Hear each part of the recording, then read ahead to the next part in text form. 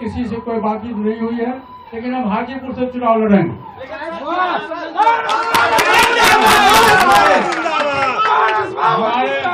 हमारे 3 सांसद हैं, अभी यहाँ मौजूद हैं। हम तीनों सांसद जहाँ से हम लोग सांसद रहे हैं वहां से हम चुनाव लड़ेंगे, हमारी पार्टी का फैसला। नमस्कार, मैं हूं संजीव त्रिवेदी और आप देख रहे हैं नमो रागा। एनडीए में बगावत की खबर। ये अभी तक एनडीए में इस तरह से कुछ होता हुआ बहुत कम दिखाई पड़ता है, लेकिन बिहार एनडीए में कुछ इस तरह की बात सामने आ गई है। पशुपति पारस केंद्र में मंत्री, मोदी कैबिनेट में, लेकिन आज अलग प्रेस कॉन्फ्रेंस, और उस प्रेस कॉन्फ्रेंस में दावा कि हमारे साथ न्याय नहीं हो रहा है। उन्होंने ये बात तब कही है जब अभी बिहार एनडीए में सीटों का वितरण नहीं हुआ है।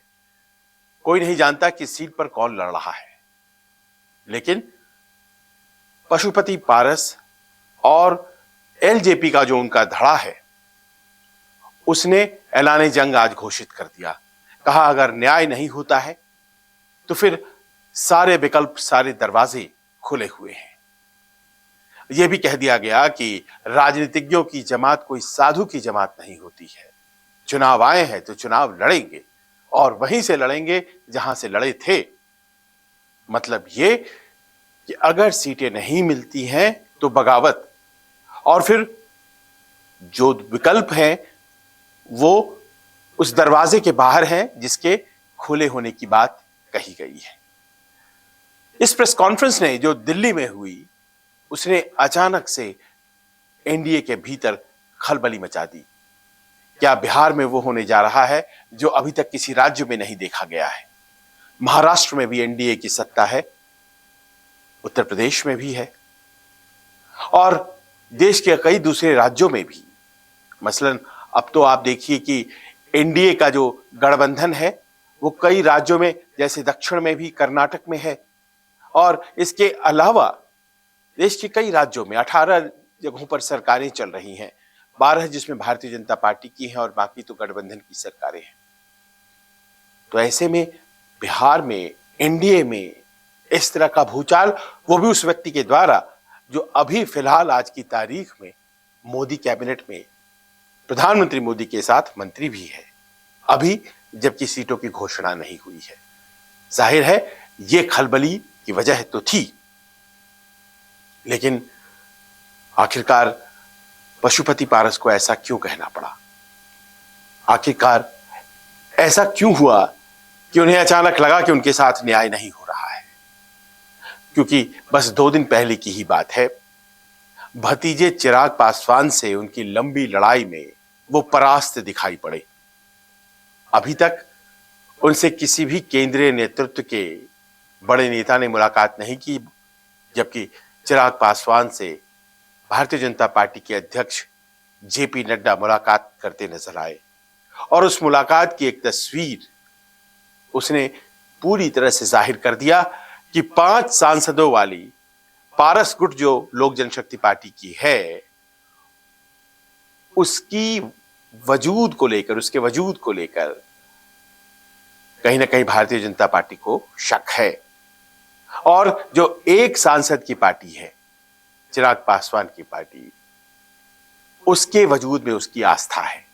लिहाजा चिराग पासवान से मुलाकात, और पशुपति पारस से अभी तक किसी ने कोई मुलाकात नहीं की। कोई तस्वीर सामने नहीं आई जिसमें कि वो जेपी नड्डा या अमित शाह से मुलाकात कर रहे हों। भविष्य अंधकारमय दिखा। ये चर्चा आम हो गई कि 5 की 5 सीटें जो लोक जनशक्ति पार्टी के खाते में एनडीए की तरफ से जानी थी, वो चिराग पासवान को दी गई हैं। कहा गया है कि आप इसे जीत कर आइए। चिराग पासवान ने ट्विटर पर यह स्पष्ट संकेत भी दिया और कहा भी कि आने वाले दिनों में समय के साथ इसकी घोषणा हो जाएगी। एक सीट काराकाट की और मांझी जी को गया की सीट दी गई है, काराकाट उपेंद्र कुशवाहा को, और इस तरह से 7 सीटें अभी तक घोषित है, अघोषित तौर पर ही सही, अनौपचारिक तौर पर ही सही, ये सहयोगियों को जा रही है। लेकिन सहयोगियों में तो पशुपति पारस भी आते थे, उन्हें तो एक भी सीट मिल रही है ऐसी कोई खबर नहीं आई है। एक सहयोगी जनता दल यूनाइटेड है, उसके साथ सीटों के बंटवारे का अभी तक इंतजार है और वो जब हो जाता है तो फिर घोषणा कर दी जाएगी, यही बात कही जा रही है। जनता दल यूनाइटेड को याद करिए, नीतीश कुमार मुख्यमंत्री बिहार, जनता दल यूनाइटेड के सुप्रीमो और उनमें ही आस्था रखते हुए पशुपति पारस ने अपने ही पार्टी में एक बड़ा धड़ा तोड़ करके खुद को अलग कर लिया था, भतीजे चिराग को छोड़ दिया था और फिर केंद्र में मंत्री बन गए थे क्योंकि उनकी बैकिंग की थी नीतीश कुमार ने। और केंद्र में मंत्री जब वो बने तो लगातार नीतीश कुमार के गुण गाते रहे और प्रधानमंत्री मोदी के। हालांकि जब नीतीश कुमार चले गए लालू यादव के कैंप के साथ तो उसके बाद से वो दूरियां भी बन गई, लेकिन प्रधानमंत्री मोदी के साथ अपने आप को जोड़े रखना उनके भविष्य के लिए बहुत जरूरी था, लिहाजा वो करते रहे।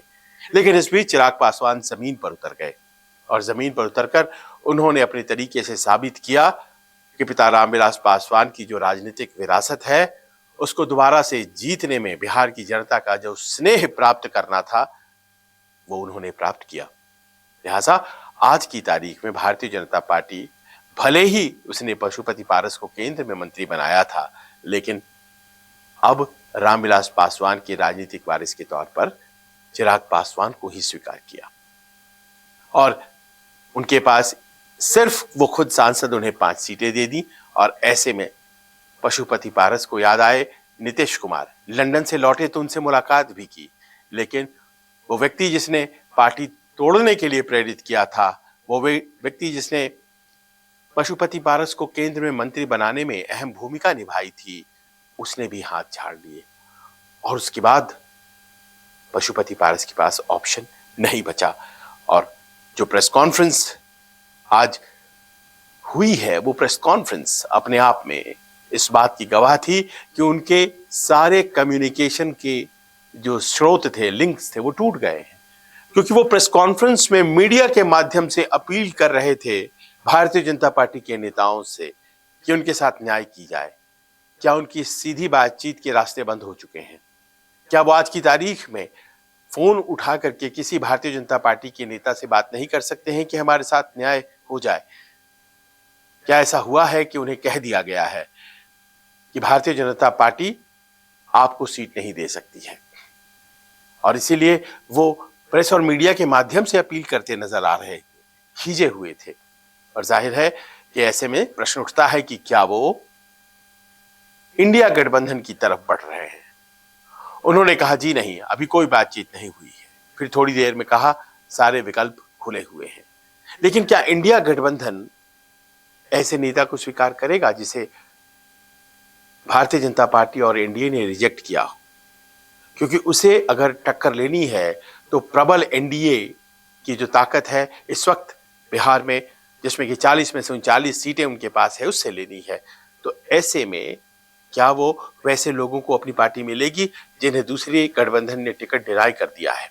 ये तमाम प्रश्न आज पशुपति पारस को घेरे हुए हैं। लेकिन एक आस सी बात है और वो ये कि एक बयान ने जरूर आशा बांध दी होगी।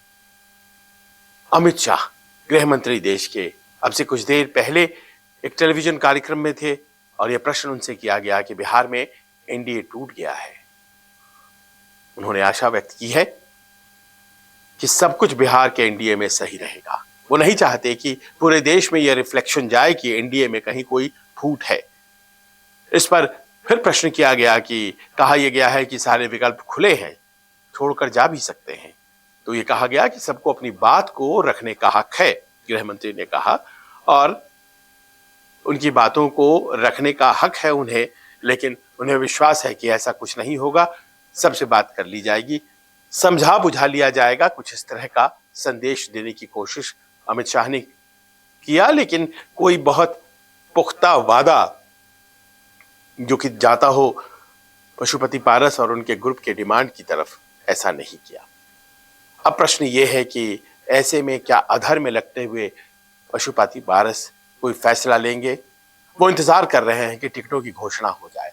टिकटों की घोषणा अनौपचारिक तरीके से लोक जनशक्ति पार्टी के मामले में हो चुकी है, 5 सीट चिराग पासवान को जा चुका है, तो उनके पास क्या विकल्प रह जाता है? अमित शाह कह रहे हैं फूट नहीं होने देंगे। प्रिंस पासवान ने एक ट्वीट किया था, समस्तीपुर के सांसद हैं पारस गुट के, उन्होंने कहा था हमें प्रधानमंत्री की जो घोषणा है वो मंजूर है। फिर अचानक क्या हो गया? जब मंजूर था तो फिर ये बगावती स्वर कैसे?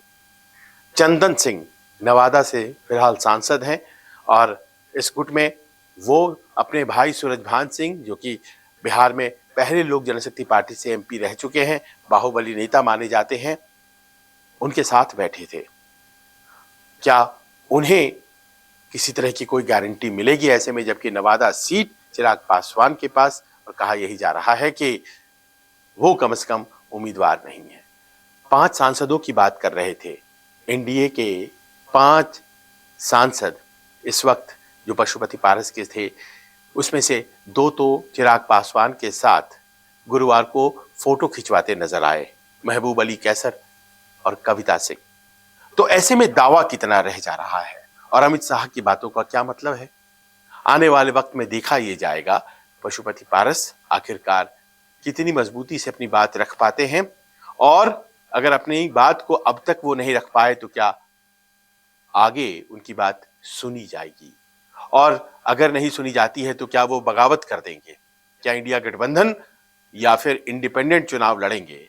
उनका ये कहना है कि अगर न्याय नहीं हुआ तो हमारे सभी सांसद अपनी अपनी सीटों से चुनाव लड़ेंगे। जाहिर है वो वीणा सिंह जो कि चिराग गुट में आ गई हैं और महबूब अली कैसर जो चिराग गुट में आ गए हैं, उनके लिए तो नहीं बोल रहे थे, वो बोल रहे थे खुद के लिए। हाजीपुर सीट जहां से वो लड़ने का मन बना रहे हैं, वो बोल रहे थे समस्तीपुर सांसद प्रिंसराज पासवान के लिए, और वो बोल रहे थे चंदन सिंह नवादा से जो सांसद हैं। क्या इन तीनों की दावेदारी आज की तारीख में स्वीकार करेगा एनडीए? इंडिपेंडेंट लड़ते हैं तो आखिर क्या फायदा होने वाला है? क्या इंडिया गठबंधन उन्हें टिकट देगा? दो राहे पर आकर पशुपति पारस खड़े हो गए हैं और मददगार फिलहाल एनडीए में या इंडिया गठबंधन की तरफ से कोई नजर नहीं आ रहा है। क्या यह समझा जाए कि कुछ साल पहले जो उन्होंने अपनी पार्टी में ही टूट को होने दिया, अपने भतीजे से खुद को दूर किया, वो गलत कदम था, और अगर गलत कदम लिया गया था और उस गलत कदम के जरिए मंत्री बने थे, तो क्या उन्हें अब दोबारा से चुनाव लड़ने के लिए एक बार फिर से बगावती सुर अपनाना चाहिए? क्योंकि बगावत करके यहां तक पहुंचे थे, अब बगावत करके कहां तक जाएंगे, ये प्रश्न अपने आप में है। आपको क्या लगता है? आप कमेंट्स करके जरूर हमें बताइए, और खासतौर पर यह भी बताइए कि आपको कैसा लगा ये वीडियो। हम आपको चुनाव 2024 जिसकी घोषणा हो जाएगी शनिवार को तारीखों की, उसके बारे में और अपडेट्स इसी तरह से लगातार देते रहेंगे। नमस्कार।